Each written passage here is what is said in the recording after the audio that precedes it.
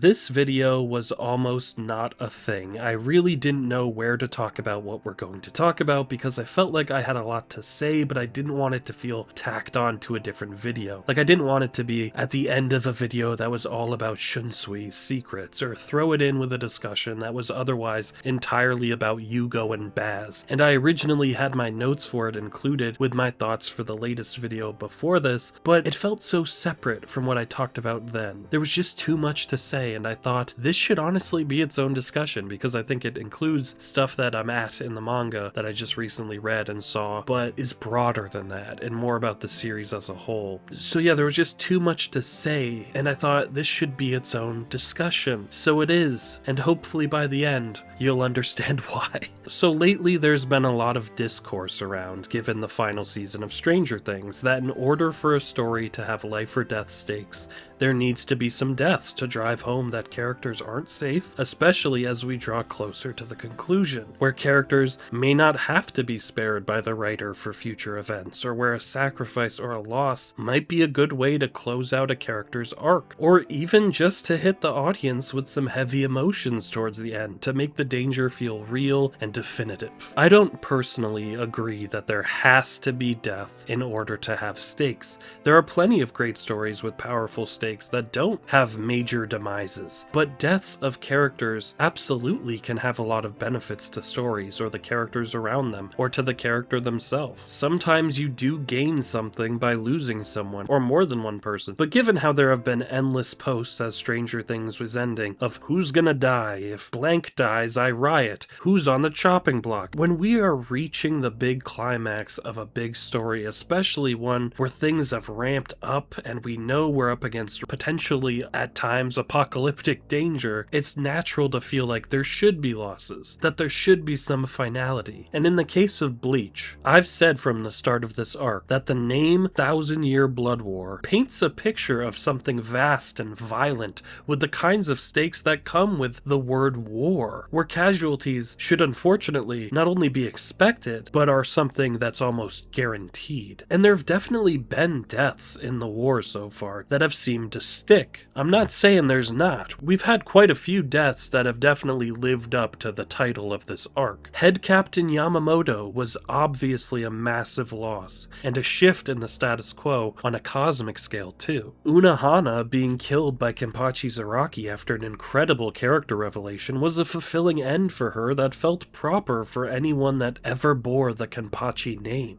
Chojiro dying was a powerful message, and there was such an effective bittersweet fleshing out of his character after his death, where I flat out now regret how much crap I used to give him. That's a character that really meant nothing to me until a eulogy completely recontextualized his life after it was over. His death affected a lot of characters, and then it affected me because I was like, oh, I don't really care about his death, and then suddenly I did. That one guy that looked like Aizen also seems to be dead for good, and of course a whole lot of unnamed Soul Reapers, but no one's demise was given more focus and build-up than Byakuya's apparent death, which I've talked about plenty of times. Byakuya fought valiantly and bravely, facing his fears, but was unable to protect his home, instead finally truly asking for help from a man he once believed to be inferior. He trusted Ichigo to take over for him, to protect the things that he loved. It was a beautiful end for Byakuya. Oh wait, right, he's alright, he's fine. Yeah, I've made it no secret that one of the things I've been most torn about and continue to not be certain of is Byakuya Kuchiki seeming to die, to the point that, in the manga, Haschwald flat out says he's dead, and he has these big moments of tragedy that feel like a conclusion, only to survive and come back not long after. Turns out he's fine. Throw him in a Bacta tank. I've talked about that to death, and I'm sure you're tired of me bringing it up, but it was a moment that hit so hard for me, only for that powerful emotional reaction to kind of be taken from me in an instant. If you watch the read-alongs for the manga, I was almost in tears during Byakuya's quote-unquote death. That hit me. It seems Byakuya Kuchiki is dead. Damn, Kubo.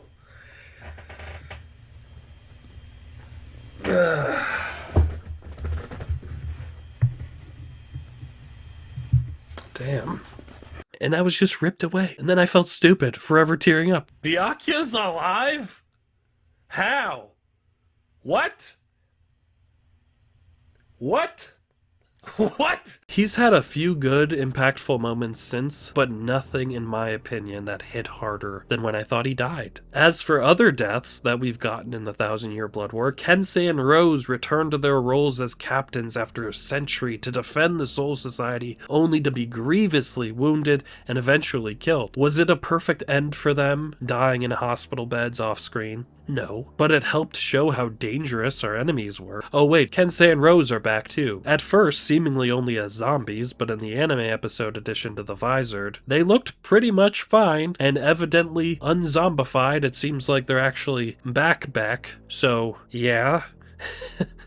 They're also not really casualties of the war, just like Byakuya, but Izuru. That's one. He had one of the most shocking deaths in the series for me. He was a character that very rarely ever had the spotlight besides one of the coldest moments in the series, and he also had an interesting relationship with his treacherous captain that honestly should have gotten more focus, and they should have gotten a reunion since he had been manipulated in such a particular way. But Izuru was never my favorite or anything, but I liked him, and he was a staple of the Soul Society cast, you know? He was always there. So starting the first invasion with his death hit hard. It was extremely sudden and terrifying, and was what set the tone for what that whole conflict would turn into. Sure, Chojiro got killed when they declared war, but to me, and no disrespect to Chojiro anymore, despite how I used to disrespect him all the time, Izuru's death was the true opening salvo of this final conflict between the Soul Reapers and the Quincy. The introduction of the Sternritter, where it seemed to be Kubo going, yeah, this is going to be very, very serious. Characters are gonna drop in this war. Izuru didn't get a close fight. He didn't get a heroic last stand. There wasn't a final monologue as the light faded from his one visible eye. No, it was quick,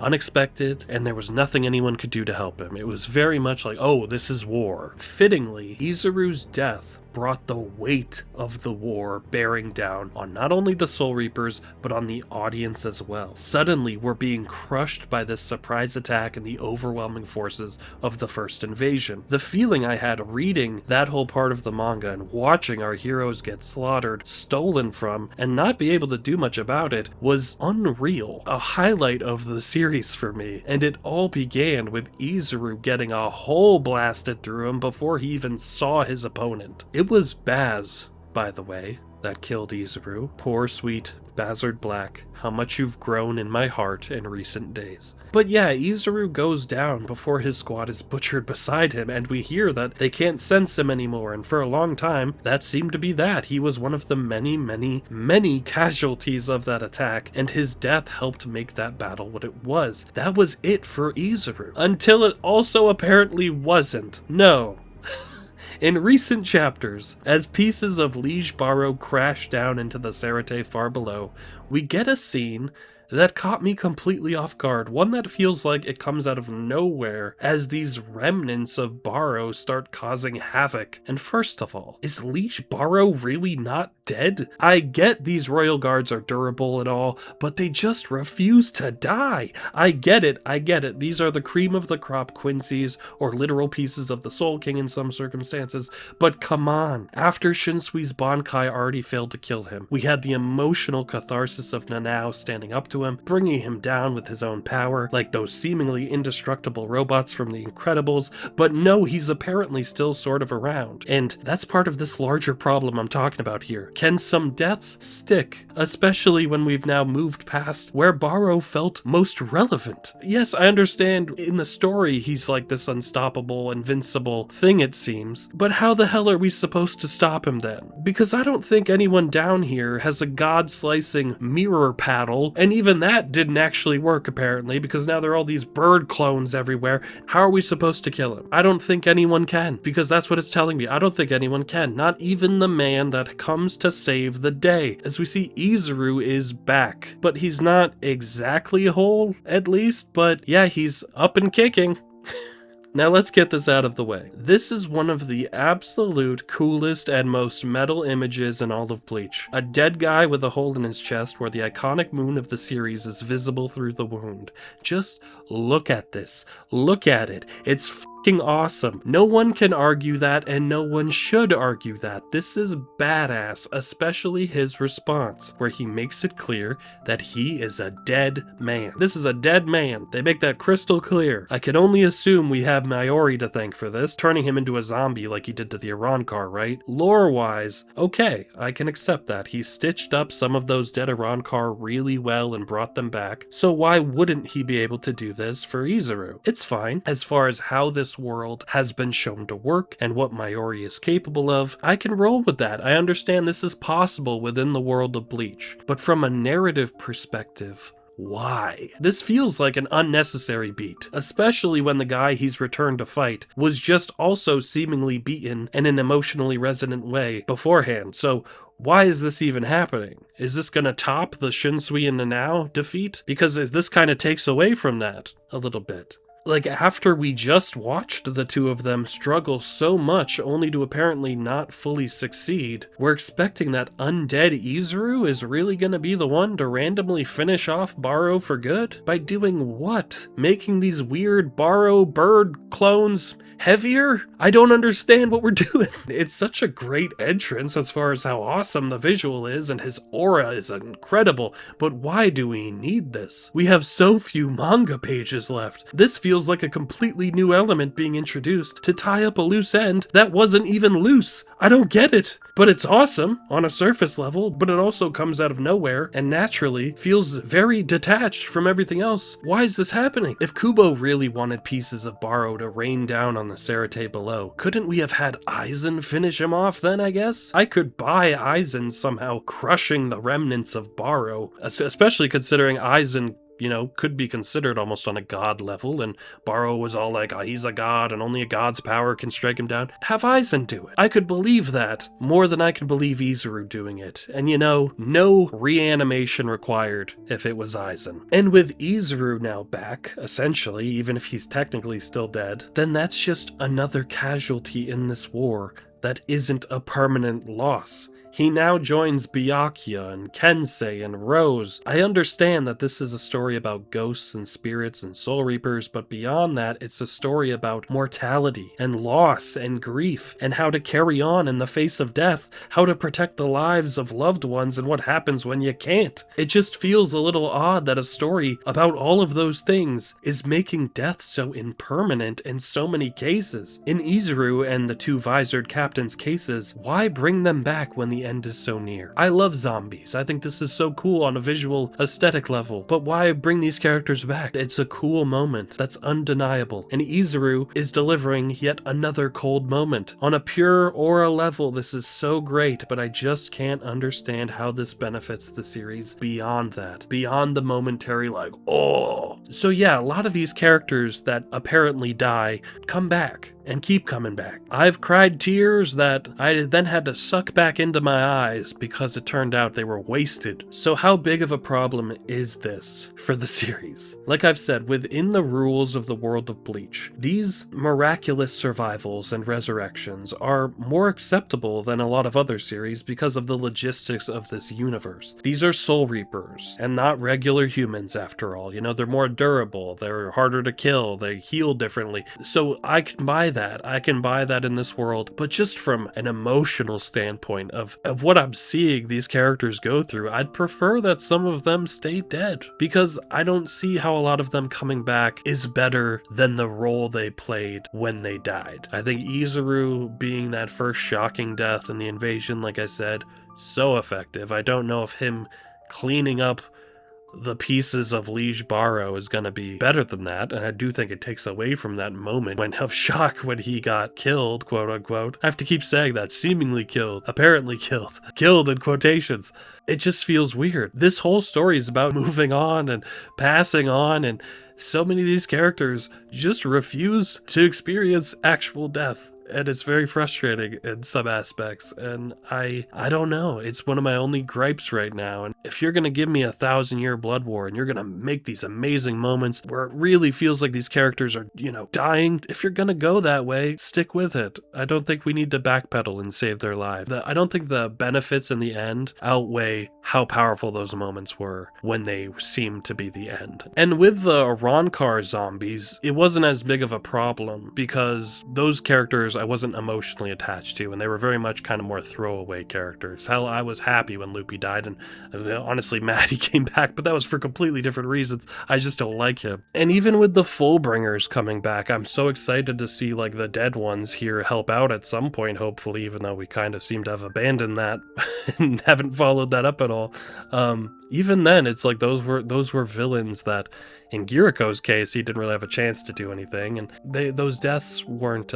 This is like a chance for them to possibly get some kind of redemption or something. So even those, I think, work a little better than these Soul Reaper casualties that we've had during the war that have emotionally impacted me and yet are kind of deflated when they're brought back. Maybe if this moment was the only one, we didn't have Rose and Kensei show up looking all healthy with their masks, and we didn't have Byakuya be like, oh, he's got to heal for a bit and then he'll be fine. But maybe if this was the only time one of our Soul Reaper heroes came back, maybe we established that Mayuri can do this with the Arankars, and then we show Izuru in this really cold moment. But even then, I think I'd prefer that he stayed dead. I don't think it ruins the 1,000-year blood war by any means. Like, there have been quite a few deaths that have stuck. Now, if the series ends with like Unohana being back, then I'll be really pissed. But like Yamamoto, Unohana, possibly Ukitake, I don't really know his status right now. We have had a lot of deaths, but also a lot of revivals, and I don't think those should be equally balanced. I don't. This just needed its own video. I needed to kind of rant and vent about this a little. I really don't think it's a huge problem in the series.